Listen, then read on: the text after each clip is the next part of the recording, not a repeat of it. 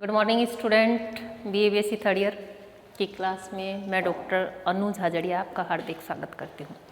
पिछली कक्षा में हमने बात की थी कि मृदा है उसको प्रभावित करने वाले कारक कौन कौन से हैं। उस पर हमने डिटेल की थी, ऊंचा अवच है जो कारक हैं उन सब की हमने बात की थी कि ये जो कारक हैं ये क्या करते हैं, मृदा को प्रभावित करते हैं। आज हम बात करेंगे कि भारत की मिट्टियों की।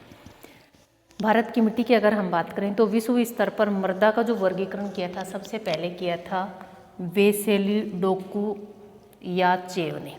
सबसे पहले किन्होंने किया था? वेसेली डोकुयाचेव ने।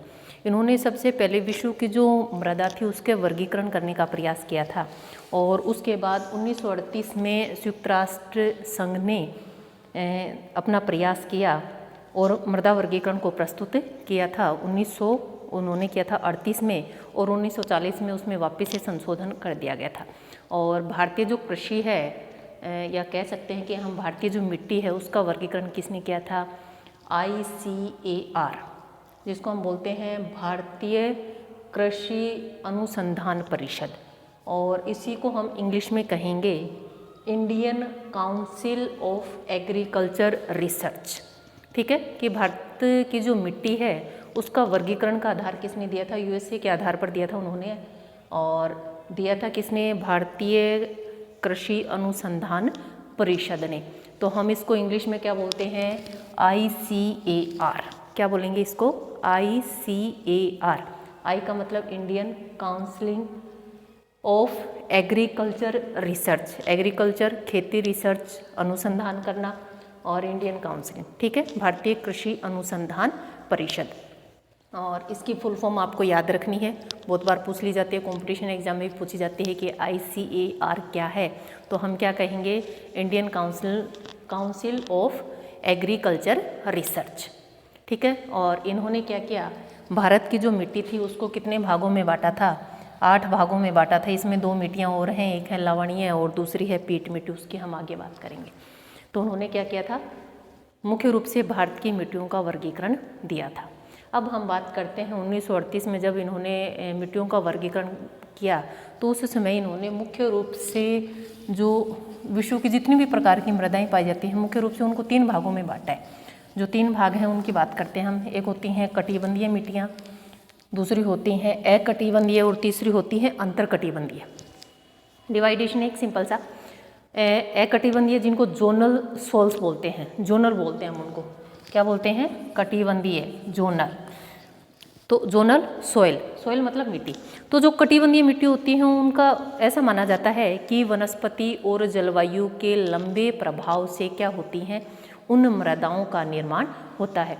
कि वनस्पति और जलवायु, 2 कारण होते हैं यहाँ, वनस्पति और जलवायु, और मुख्य रूप से ये दोनों चीज़ें ही मृदा को क्या करती हैं? प्रभावित करती हैं। वनस्पति और जलवायु के एक कह सकते हैं कि लंबे प्रभाव से ये जो मृदाएं हैं, कटिबंधीय मृदाएं, ये क्या होती हैं? विकसित होती हैं। और इसमें जो मृदा का जो सोइल प्रोफाइल है, पार्श्व चित्र,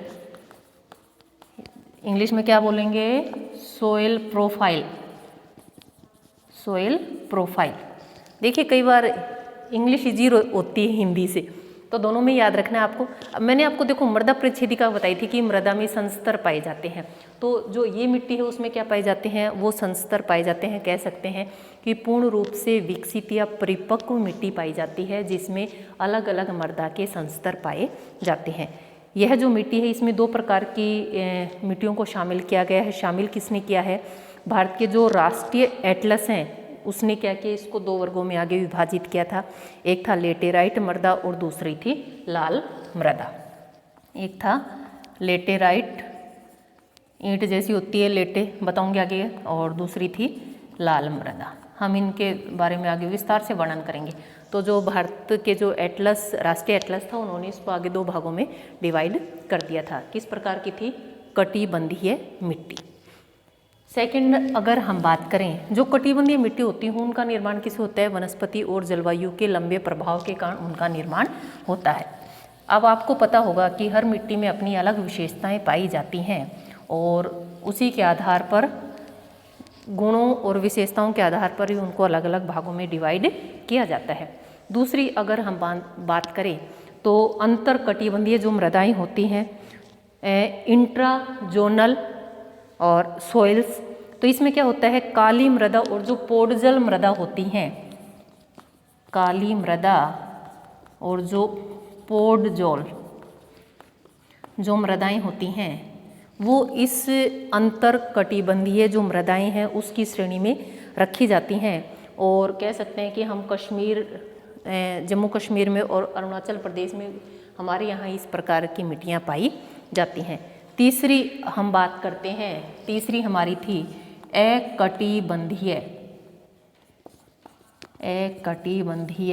मृदा। इसमें क्या होता है, जो अकटिबंधीय मृदा होती हैं इसमें जो मृदा जो प्रोफाइल होती है, सोइल्स जो प्रोफाइल होती है, या हम कह सकते हैं कि मिट्टी के जो संस्तर पाए जाते हैं उनकी अलग से पहचान नहीं की जा सकती है। इसका अर्थ क्या हुआ कि इसमें नवीन मिट्टियाँ पाई जाती हैं, मिट्टी में जो परिच्छेदिका होती है वह स्पष्ट रूप से दृष्टिगोचर नहीं होती है, वह स्पष्ट रूप से दृष्टिगोचर नहीं होती है। तो जब सोइल्स प्रोफाइल नहीं बनेगी तो हम क्या कहेंगे कि मृदा किस प्रकार की है, नवीन मृदा है। तो इसमें ये चीज़ कही गई है कि इनका जो विकास होता है नदी, हिमानी, पवन और सागरीय लहरों के द्वारा होता है। आपने देखा होगा कि नदी के द्वारा जब नदियाँ अपने साथ मिट्टी लेके आती हैं तो प्रतिवर्ष नई मिट्टी का जमाव करती रहती हैं, तो वो नवीन मिट्टियों की श्रेणी में शामिल हैं। तो इसमें जैसे जलोढ़ मिट्टी है, रेतीली है, लोइस है, तो ये सारी मिट्टियाँ कौन सी श्रेणी में आती हैं, अकटिबंधीय मृदा की श्रेणी में आती हैं। अब हम बात करेंगे किसकी, भारत की मिट्टियों की। आपको सिर्फ इतना सा ध्यान रखना है, जो कटिबंधीय मृदा है नवीन मृदा होती है, कटिबंधीय मृदा है पुरानी मृदा होती है। वनस्पति और जलवायु से क्या होता है, उसका निर्माण होता है। उसमें जो सोइल्स प्रोफाइल होती हैं वो अच्छे से बनती है, या मृदा हम कह सकते हैं कि परिपक्व अवस्था में पाई जाती है। और जो अकटिबंधीय मृदा है इसमें हम कह सकते हैं कि नवीन मृदाओं को शामिल किया जाता है, और इसमें जो सोइल्स प्रोफाइल है वह स्पष्ट दृष्टिगोचर हमें नहीं होती है। आपने देखा होगा कि जो मृदा परिच्छेदिका होती है उसमें ए स्तर, बी स्तर, सी स्तर, तो ये वाली जो अकटिबंधीय मृदा होती है इसमें वो जो लेयर्स होती हैं वो स्पष्ट दृष्टिगोचर नहीं होती हैं, जबकि जो कटिबंधीय मृदा होती हैं उसमें वो स्पष्ट रूप से दृष्टिगोचर होती हैं। और इसमें रीजन क्या है कि नवीन मृदा है, जिसके कारण क्या होता है, यह स्पष्ट जो प्रोफाइल्स है या मृदा परिच्छेदिका है वह स्पष्ट रूप से दृष्टिगोचर नहीं होती है। अब हम बात करते हैं कि भारत की मृदाओं के बारे में, भारत की मिट्टियों की बात करते हैं। भारत भूवैज्ञानिक संरचना, धरातलीय ऊंचावच, जलवायु, प्राकृतिक वनस्पति में विभिन्नता पाई जाती है, जिसके कारण भारत के जो भौगोलिक क्षेत्र है उसमें विभिन्न प्रकार की मिट्टियाँ पाई जाती है। जलवायु है, धरातलीय ऊंचावच है, भूगर्भिक संरचना है, कौन से भाग में कौन सी चट्टानें पाई जाती हैं। ऊंचावच की बात करें, पर्वत है, पठार है, मैदान है, अलग अलग क्षेत्रों में अलग अलग जलवायु पाई जाती है। यहाँ हमारे उष्ण या मरुस्थलीय इस वाले भाग में कह सकते हैं कि भूमध्य रेखा के समीप है, इसलिए उष्ण कटिबंधीय मानसूनी जलवायु। हिमालय वाले क्षेत्र में पर्वतीय, मतलब कह सकते हैं कि जो जलवायु होती है, भूगर्भिक संरचना होती है, ऊंचावच होती है, वनस्पति होती है, वर्षा होती है, वो क्या करती हैं अलग अलग क्षेत्रों में अलग अलग, कह सकते हैं कि एक क्षेत्र दूसरे क्षेत्र से क्या पाया जाता है, विभिन्नता लिए हुए पाया जाता है, जिसके कारण हमारे यहाँ मिट्टी भी अलग अलग प्रकार की पाई जाती है। सबसे पहले मैंने आपको एक बात कही थी कि भारत का भूगोल पढ़ने से पहले आप भारत के जितने भी स्टेट हैं उनकी जानकारी आपको होनी चाहिए, और नहीं पढ़ा है तो इससे पहले आपको सारे जो राज्य हैं भारत के उनकी स्थिति को जान लीजिएगा कि भारत की स्थिति क्या है और कौन कौन सी स्टेट वहाँ पर शामिल हैं, क्योंकि यहाँ पर हम इनका प्राकृतिक वर्गीकरण प्रस्तुत करेंगे। अगर आपको पता है कि यहाँ यूपी है तो आपके लिए थोड़ा सा इजी हो जाता है, ताकि आप इन चीज़ों को एक्सप्लेनेशन आसानी से कर सको। आपको यही नहीं पता होगा कि इसमें आंध्र प्रदेश कहाँ है, हरियाणा कहाँ है, या जम्मू कश्मीर कहाँ है, तो आप इस चीज़ को अच्छे से डिफाइन नहीं कर पाओगे, अच्छे से समझ भी नहीं पाओगे। इसलिए पहले एक बार राज्यों को देख लेना, उसके बाद मृदा का वर्गीकरण की हम बात करेंगे। तो इसमें क्या होती हैं, जो मृदा परिच्छेदिकाएं होती है उसके संस्तर के विकास और जलवायु दशाओं के अंतर संबंध के आधार पर भारत में 8 प्रकार की मिट्टियाँ पाई जाती हैं। फर्स्ट मिट्टी की बात करें, पर्वतीय मिट्टी है। सेकंड है जलोढ़ मिट्टी, देखिए उसके संकेतक चिन्ह हमने यहाँ प्रदर्शित किए हैं। जैसे पर्वतीय मृदा है वो सीधी लाइनिंग से दिखाई गई है, जलोढ़ मिट्टी है वो मोटे मोटे गोल राउंड से दिखाई गई है। फिर हमारे पास आती है मरुस्थलीय मृदा, राजस्थान में पाई जाती है। काली मिट्टी महाराष्ट्र वाले इस वाले क्षेत्र में, लेटेराइट मृदा और लाल मृदा। तो ये 8 प्रकार की मृदाएं पाई जाती हैं। एक इसमें पीट मृदा और एक आ जाती है इसमें लवणीय और क्षारीय मृदाएं। ठीक है, तो ये हमारे 8 प्रकार की जो मिट्टी हैं ये भारत में पाई जाती हैं। देखिए भारत में जो मिट्टियाँ पाई जाती हैं किसी चीज़ की अधिकता और किसी चीज़ की कमी पाई जाती है। जैसे फास्फोरस है, आपने देखा होगा कि हम यूरिया का उपयोग करते हैं, पोटाश में है, खनिज लवण, मतलब जिस मिट्टी में आजकल तो हमारे क्या है कि मृदा की जांच करने के वो लगे हुए हैं, कह सकते हैं कि रिसर्च सेंटर जिस पर हम अपनी मृदा का निरीक्षण करवा सकते हैं और हमारी मिट्टी में जिस पोषक तत्वों की कमी पाई जाती है उसके अकॉर्डिंग क्या कर सकते हैं, उसका उपयोग करके हम हमारी फसलों का उत्पादन में बढ़ोतरी कर सकते हैं। ये स्टार्ट करने से पहले मैं आपको 2 चीज़ें और बताना चाहूँगी जिसका हम आगे यूज करेंगे। एक होता है निक्षालन, सही है, और एक होता है केशिका। केशिका क्रिया भी बोल देते हैं, केशिका तत्व भी बोल देते हैं, सही है। देखिए इसमें स्थिति क्या बनती है, जो निक्षालन है उसमें क्या होता है, जैसे सिलिका होती है, सोडियम होता है, तो अत्यधिक वर्षा वाले क्षेत्रों में यह जो निक्षालन है, लीचिंग है, इसकी स्थिति पाई जाती है। इसमें क्या होते हैं, जितने भी पोषक तत्व जमीन की ऊपरी परत में होते हैं अत्यधिक वर्षा के कारण क्या चले जाते हैं, वो धरातल के भूमिगत क्षेत्रों में चले जाते हैं। जो जैसे ये आपका धरातल है तो अत्यधिक वर्षा जहाँ होती है वहाँ पर क्या होंगे, जो मिट्टी में जो भी जितने भी पोषक तत्व पाए जाते हैं वो धरातल के या ज़मीन के मिट्टी के निचली परतों में चले जाते हैं। तो इस प्रकार की जो क्रिया होती है वो क्या कहलाती है, लीचिंग या निक्षालन। इसमें क्या होता है, जितने भी उपजाऊपन है वो मृदा की निचली परतों में चला जाता है और जो मृदा है उसकी जो ऊपरी परत है वह अनुपजाऊ हो जाती है। ठीक है, ऐसी जो क्रिया पाई जाती है उसको हम बोलते हैं लीचिंग और यह अत्यधिक वर्षा वाले क्षेत्रों में पाई जाती है। तो इसमें क्या होता है, धरातल या मृदा के जितने भी पोषक तत्व होते हैं अत्यधिक वर्षा होने के कारण वो क्या हो जाते हैं, धीरे धीरे मिट्टी की निचली परतों में जमा हो जाते हैं। तो जब पोषक तत्व सारे धरातल की निचली परतों में, मिट्टी की निचली परतों में जमा हो जाते हैं तो जो ऊपर की उर्वरक मिट्टी है वो कैसी हो जाएगी, अनुपजाऊ हो जाती है। क्यों? क्योंकि पोषक तत्व कहाँ पहुँच गए, सारे धरातल में पहुँच गए। तो जो ऊपरी परत है वो मृदा की कैसी हो जाती है, अनुपजाऊ हो जाती है। तो विभिन्न खाद के माध्यम से क्या करते हैं, उसको वापस से उपजाऊ बनाया जाता है और उसमें विभिन्न प्रकार की फसलों का उत्पादन किया जाता है। ये तो हमारी कौन सी थी, लीचिंग। और जो केशिका क्रिया होती है उसमें क्या होता है, आपने देखा होगा कि जैसे केशिका क्रिया में क्या होते हैं, जितने भी पोषक तत्व होते हैं वो सारे ऊपर आ जाते हैं। जैसे गंगानगर हनुमानगढ़ वाले क्षेत्र में आपने देखा होगा कि मिट्टी के ऊपर नमकीन परत जम जाती है। जो भी मिट्टी में पोषक तत्व होते हैं वो कह सकते हैं कि केशी के कारण या शैल के कारण क्या होते हैं, नीचे से ऊपर आ जाते हैं। वो क्या आ जाते हैं, नीचे से ऊपर आ जाते हैं और जैसे ही वाष्पीकरण होता है तो वो जो मिट्टी है उस पर एक नमकीन परत के रूप में जम जाते हैं।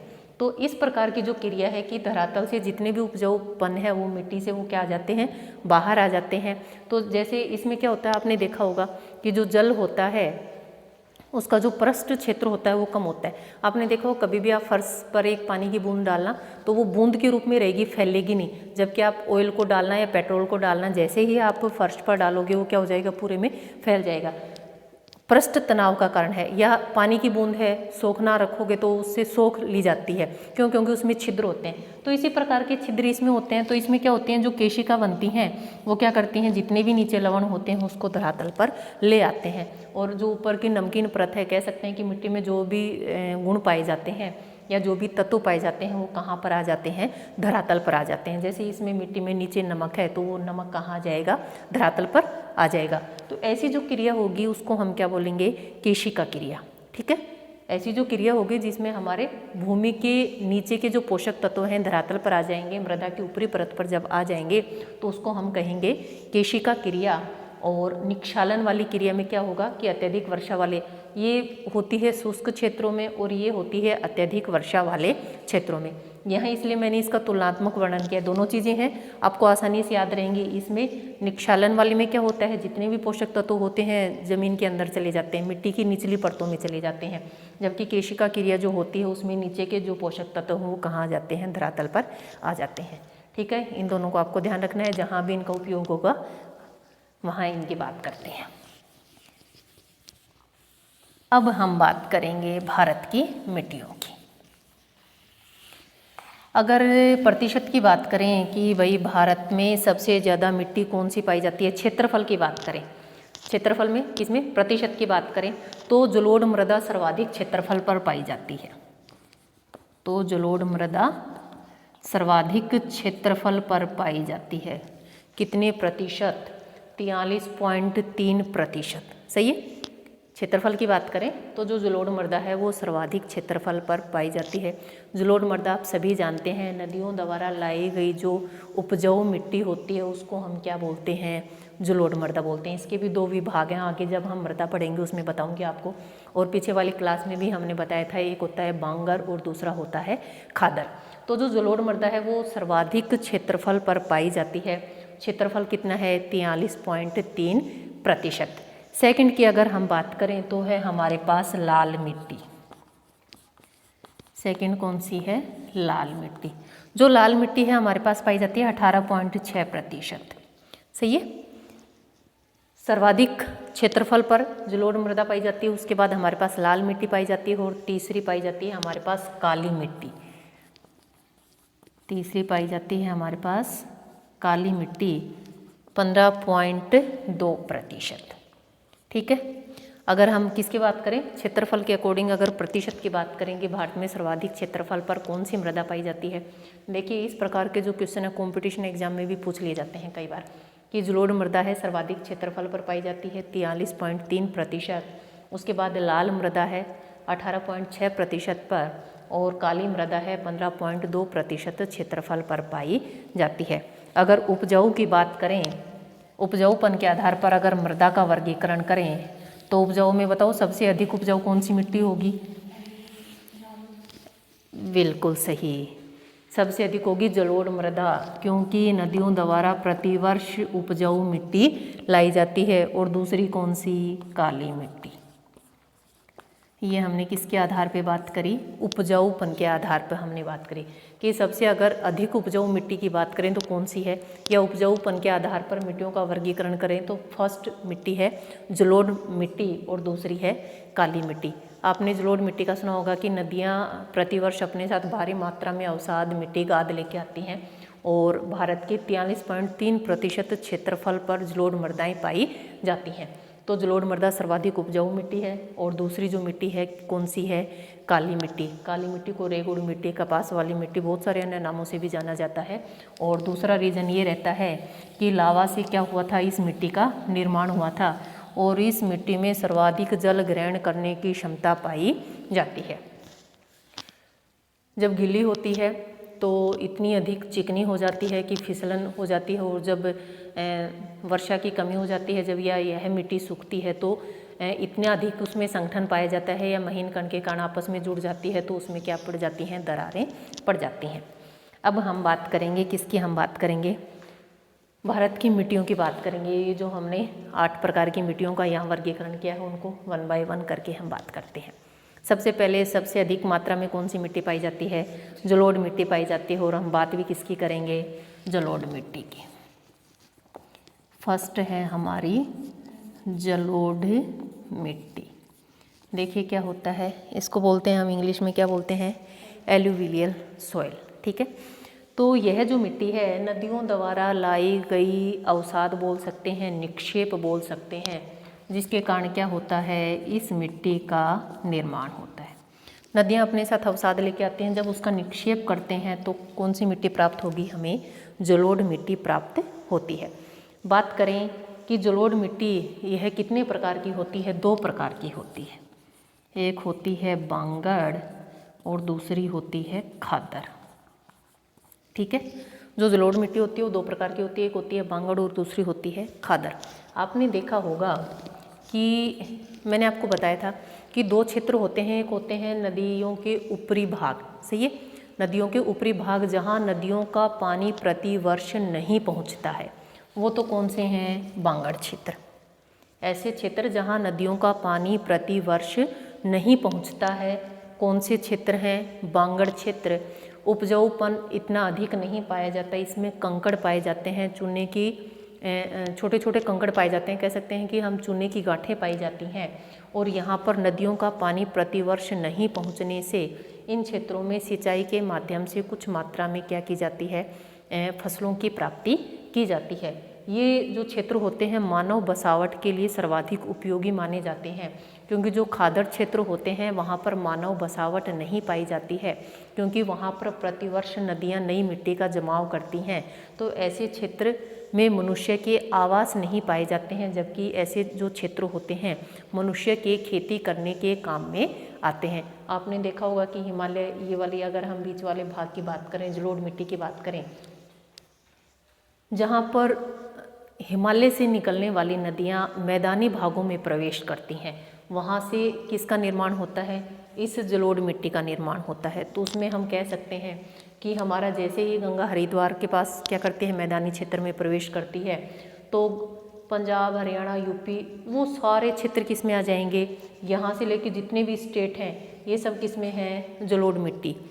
सही है, जलोढ़ मिट्टी के क्षेत्र हैं। क्यों? क्योंकि नदियाँ क्या करती हैं? प्रतिवर्ष यहाँ नई उपजाऊ मिट्टी का निर्माण कर देती हैं। और जो नई उपजाऊ मिट्टी होती है, प्रतिवर्ष जो नदियों द्वारा जो मिट्टी लाई जाती है और सतह पर बिछाई जाती है, उसको तो हम कहेंगे खादर क्षेत्र या खादर मिट्टी। लेकिन कभी प्राचीन समय में जब नदियों द्वारा उपजाऊ मिट्टी लाई गई थी और उसको बिछाया गया था, कह सकते हैं कि प्रतिवर्ष यहाँ पर नदियों का पानी नहीं पहुँचता है या नदियों द्वारा अवसाद नहीं लाई जाती है, वो तो है हमारे बांगड़ क्षेत्र। और जहाँ प्रतिवर्ष नदियों द्वारा अवसाद का निक्षेप किया जाता है वो है हमारे खादर प्रदेश। दोनों में थोड़ी सी असमानता है, लेकिन ये सर्वाधिक उपजाऊ होते हैं, इनमें उपजाऊपन उतना अधिक नहीं पाया जाता है। खाद के माध्यम से, सिंचाई के माध्यम से यहाँ पर विभिन्न प्रकार की फसलों का उत्पादन किया जाता है, गन्ने वगैरह की खेती की जाती है, लेकिन जो खादर क्षेत्र होते हैं वो सर्वाधिक उपजाऊ क्षेत्र माने जाते हैं। मानव जो आवास बनते हैं वो बांगड़ क्षेत्र में बनते हैं। गंगा की जो ऊपरी घाटी वाले जो क्षेत्र हैं वहाँ पर जो मानव आवास बनते हैं, क्योंकि नदियों का पानी प्रतिवर्ष नहीं पहुँचता है। मनुष्य अपना घर एक बार बनाता है, अगर नदियों का पानी प्रतिवर्ष पहुँचेगा तो क्या होगा? घर डूब जाएंगे। तो जो बांगड़ क्षेत्र हैं उन क्षेत्रों में मानव आवास बनाए जाते हैं, और जो खादर क्षेत्र हैं वो सिर्फ खेती करने के काम में उपयोग में लाए जाते हैं। आगे अगर हम इसमें बात करें कि यह किस जो मिट्टी है कौन सी फसलों का उत्पादन इसमें किया जाता है, तो इस मिट्टी में खाद्यान्न और जो दलहन वाली फसलें हैं उनका उत्पादन इसमें किया जाता है। खाद्यान्न में जितने भी हमारे खाने वाली जो फसलें हैं, और दूसरी हमने किसकी बात करी? दलहन की बात करी। जितनी भी विभिन्न प्रकार की जो दालें हैं उन सभी का उत्पादन इस क्षेत्र में किया जाता है।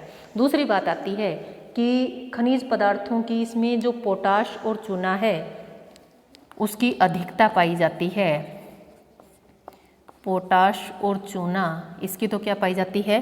अधिकता पाई जाती है। और जो फास्फोरस है उसकी क्या पाई जाती है? कमी पाई जाती है। इट मीन्स अधिकता। पोटाश और चूना जो जलोढ़ मिट्टी है इसमें हम कह सकते हैं कि पोटाश और जो चूना है उन दोनों तत्वों की अधिकता पाई जाती है। लेकिन अगर मिट्टी की बात करें कि किस पोषक तत्वों की कमी पाई जाती है, तो हम कहेंगे कि फास्फोरस की इसमें क्या पाई जाती है? कमी पाई जाती है। उत्तर भारत का मैदान है तटवर्तीय, देखिए ये उत्तर भारत का मैदान है, इसमें जितने भी हमारे राज्य शामिल हैं उनको सम्मिलित कर सकते हैं। और जो पूर्वी जो तटीय क्षेत्र है, पूर्वी तटीय जो मैदान है वो इसमें शामिल है। कुछ भाग में इधर भी यह इस प्रकार की मृदा देखने को मिलती है। और आगे अगर हम बात करें, जो बांगड़ होती हैं इसमें क्या पाई जाती हैं? मृदा के नीचे चूने की गांठें पाई जाती हैं जिनको कंकड़ भी बोलते हैं, और रबी की फसलों के लिए उपयुक्त होते हैं। लेकिन अगर पूर्वी तटीय मैदानों की बात करें जहाँ बांगड़ मृदा पाई जाती है वहाँ पर तंबाकू और मक्का की जो खेती है वो की जाती है। लेकिन जो नवीन जलोढ़ मृदा है जिसको हम खादर बोलते हैं, वहाँ विभिन्न प्रकार की फसलों का उत्पादन किया जाता है। नेक्स्ट सेकंड हम बात करते हैं इसमें कि काली मिट्टी। ये थी हमारी जलोढ़ मृदा, और बात की जाए कि कितने क्षेत्रफल पर जलोढ़ मृदा पाई जाती है, तो भारत के जलोढ़ मृदा का विस्तार 7.7 लाख वर्ग किलोमीटर जो क्षेत्र है उस पर क्या पाया जाता है, जलोढ़ मृदा का विस्तार पाया जाता है। और क्षेत्रफल की बात करें तो 24% जो क्षेत्रफल इन्होंने बताया उस पर क्या है, यह मृदा पाई जाती है। इसमें जो पोटाश चूना पर्याप्त मात्रा में पाए जाते हैं, लेकिन नाइट्रोजन और कह सकते हैं जीवाश्म इन पदार्थों की इसमें क्या पाई जाती है, कमी पाई जाती है। नेक्स्ट हम बात करेंगे कौन सी मिट्टी की, काली मिट्टी की।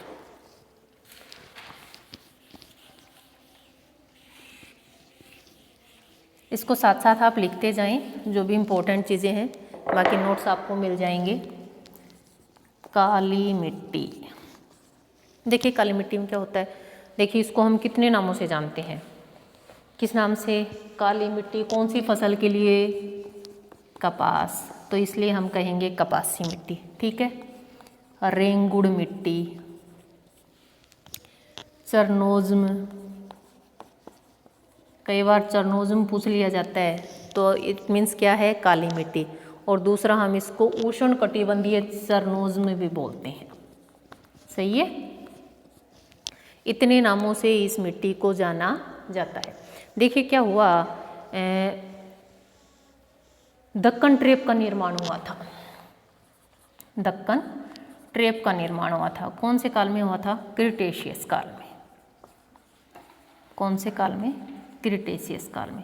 जब दक्कन ट्रेप का निर्माण हुआ कौन से काल में, क्रिटेशियस काल में, उसमें क्या हुआ था, लावा का जमाव हुआ। इस पूरे क्षेत्र में हम कह सकते हैं काली मिट्टी, देखिए इस वाले क्षेत्र में पाई जाती है, महाराष्ट्र से लेके नीचे वाले क्षेत्र तक। तो जब दक्कन ट्रेप का निर्माण हुआ क्रिटेशियस काल में, उस क्रिटेशियस काल में क्या हुआ था, लावा का जमाव हुआ था। जो भी ये क्षेत्र है इसमें क्या हुआ था, लावा का जमाव हुआ। लावा देखिए आप सभी जानते हैं, जब ज्वालामुखी उद्गार होते हैं उससे जो लावा और मैग्मा, सही है, तो उस लावे का क्या हुआ, जो धरातल के अंदर रहता है उसको हम क्या बोलते हैं, मैग्मा बोलते हैं। लेकिन जब वो धरातल से बाहर आ जाता है तो अब हम उसको क्या बोलते हैं, लावा बोलते हैं। कंफ्यूज नहीं होना है। जब ज्वालामुखी का उद्गार होता है तो उसमें कह सकते हैं कि धरातल से जो गर्म तपत अंदर रहता है उसको मैग्मा बोलते हैं, लेकिन जैसे ही वो धरातल पर प्रकट हो जाता है क्या बन जाता है, लावा। लेकिन अगर धरातल के अंदर है तो हम उसको क्या बोलते हैं, पिंगली हुई अवस्था में, ठोस अवस्था में लावा बोलते हैं, हम उसको मैग्मा बोलते हैं।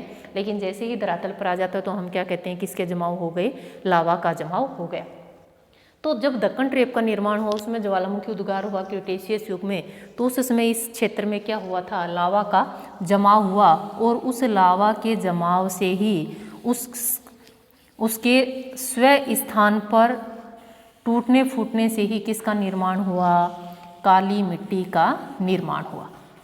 किसका निर्माण हुआ, काली मिट्टी का निर्माण हुआ। अगर बात करें काली मिट्टी का निर्माण हुआ, देखिए आपने देखा होगा कि महाराष्ट्र को हम सूती वस्त्र का उद्योग भी बोलते हैं, मैनचेस्टर कहते हैं। क्यों, क्योंकि वहाँ पर कपास या काली मिट्टी है वह अत्यधिक पाई जाती है। काली मिट्टी में कौन सी फसल का उत्पादन होता है, कपास का उत्पादन होता है, जो वस्त्र बनाने में सहायक होती है। आपने गुजरात वाला ये वाला क्षेत्र देखा होगा, और आपने वैसे भी सुना होगा कि सूरत जो कपड़ों के लिए फेमस है, सूरत की साड़ियाँ सूती वस्त्र के लिए।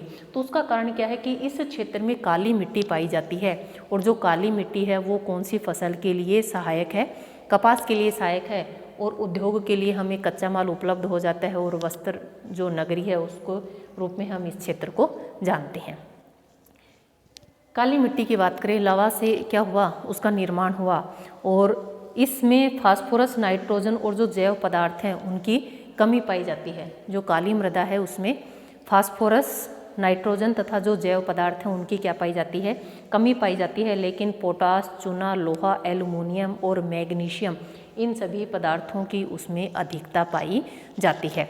देखिए अधिकता के लिए इस एरो का आप यूज़ करें जैसे अधिकता है पोटाश, सही है।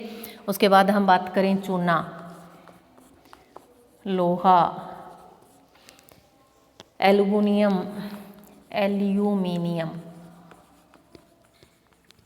और एक और क्या बताया था मैंने, मैग्नीशियम। इनकी तो क्या पाई जाती है, अधिकता, मैग्नीशियम, इनकी तो क्या पाई जाती है, अधिकता। ये अधिकता मतलब क्या है, आवश्यकता से अधिक है। लेकिन अगर बात करें कमी की, तो कमी कौन कौन सी पाई जाती हैं, फास्फोरस है, नाइट्रोजन और जैव पदार्थ। जैव पदार्थ क्या होते हैं, देखो मैंने आपको एक ह्यूमस बताया था। क्या बताया था, ह्यूमस। ह्यूमस क्या करता है, जो मिट्टी की जो उपजाऊपन है उसमें बढ़ोतरी करने का कार्य करता है। जो हमारे पेड़ पौधे होते हैं, वनस्पति होती हैं, वो क्या होते हैं, गल सड़ जाते हैं और मिट्टी में मिल जाते हैं, जिसके कारण मृदा में ह्यूमस की मात्रा बढ़ जाती है, या जो जैव पदार्थ हैं उनकी मात्रा बढ़ जाती है, और उससे मिट्टी के जो उपजाऊपन है उसमें भी बढ़ोतरी पाई जाती है। लेकिन लावा वाला क्षेत्र है, इसलिए उस समय बहुत अधिक सघन वनस्पति नहीं पाई जाती थी, इसलिए ह्यूमस बोल सकते हैं हम इसको, या जैव पदार्थ बोल सकते हैं। इन पदार्थों की क्या पाई जाती है, कमी पाई जाती है। आगे बात करते हैं कि इसकी विशेषता क्या है। यह ऐसी मिट्टी है जो स्वतः जुताई के लिए प्रसिद्ध है, कि अपनी जुताई स्वयं कर सकती है। क्यों कर सकती है, क्योंकि इसमें जो जल ग्रहण करने की क्षमता है वह सर्वाधिक पाई जाती है। धीरे धीरे इतनी अधिक जल को संग्रहण कर लेती है कि काफ़ी समय तक बिना वर्षा या बिना सिंचाई के भी फसल का उत्पादन कर सकती है। और लेकिन जब इसमें पानी की कमी होती है, या कह सकते हैं कि वर्षा नहीं होती, या जब इसमें सिंचाई नहीं होती है या पानी नहीं देते हैं, तो इतनी अधिक सख्त हो जाती है, कठोर हो जाती है कि इस मिट्टी में क्या हो जाती हैं, दरारें पड़ जाती हैं। तो अपने आप को स्वयं जोतने का यह कार्य कर लेती है। आपने देखा होगा कि जब हम खेत को जोतते हैं तो वो मिट्टी को एक बार अलग करने का और दोबारा जोड़ने का ही तो कार्य करती है। तो इस मिट्टी में यह गुण पाया जाता है कि यह इसको इसलिए कौन सी मिट्टी कहा जाता है, स्वतः जुताई वाली मिट्टी इसको कहा जाता है, कि अपने आप को यह स्वयं जोत सकती है। क्योंकि यह सूखने पर कैसी हो जाती है, कांप की तरह पथरीली मिट्टी बन जाती है। लंबे समय तक यह आर्द्रता को सोख कर रख सकती है। इसमें जल ग्रहण करने की क्षमता बहुत अधिक पाई जाती है और लंबे समय तक जल को सोखने की क्षमता रखती है। इसलिए हम इसको बोल सकते हैं कि उच्च आर्द्रता ग्राही है। कैसी है, उच्च आर्द्रता ग्राही है, कि आर्द्रता को ग्रहण करने की उच्च क्षमता इसमें पाई जाती है। और लास्ट बात करें कि काला रंग पाया जाता है लोहे की अधिकता के कारण। देखिए अधिकता है किसकी है, लोहे की अधिकता पाई जाती है, इसलिए इसका रंग कैसा पाया जाता है, इसका रंग काला पाया जाता है। और कपास युक्त मिट्टी भी इसको कहा जाता है। क्यों, क्योंकि इस मिट्टी में जो कपास की फसल है वह भारी मात्रा में उत्पादन देती है। अगर अब बात की जाए कि भारत में कहाँ कहाँ पर इस प्रकार की मिट्टी पाई जाती है, तो आप ये देखिए जो काली मिट्टी का क्षेत्र है, हमने थोड़े से बड़े डॉट लगाए हैं, इधर काली मिट्टी और यहाँ पर काली मिट्टी पाई जाती है। गुजरात की इस वाले क्षेत्र में काली मिट्टी पाई जाती है। देखिए जो सूरत वगैरह हैं सब इसी के आसपास हैं, अनुकूल जलवायु हो जाती है, आर्द्रता अधिक पाई जाती है। और इस वाले क्षेत्र में देखिए जो महाराष्ट्र वाला, इसमें नीचे वाले जो क्षेत्र है, इस क्षेत्र में क्या पाई जाती है, भारत के यहाँ काली मिट्टी का क्षेत्र है। ठीक है, बाकी मिट्टियों की हम बात करेंगे कल, और आप इसको अच्छे से पढ़ना है। आज का जो क्वेश्चन है सुनिए, उपजाऊपन के आधार पर भारत में सर्वाधिक उपजाऊ मिट्टी कौन सी है। ठीक है, उपजाऊपन के आधार पे भारत की सर्वोत्तम या सर्वाधिक उपजाऊ मिट्टी कौन सी है। और दूसरी अगर मिट्टी की बात करें, क्षेत्रफल के आधार पर भारत में कौन सी मिट्टी सर्वाधिक पाई जाती है और कितनी प्रतिशत। क्षेत्रफल के आधार पर भारत में कौन सी मिट्टी सर्वाधिक पाई जाती है और कितने प्रतिशत क्षेत्रफल पर। कमेंट करके आंसर दें। Thank you.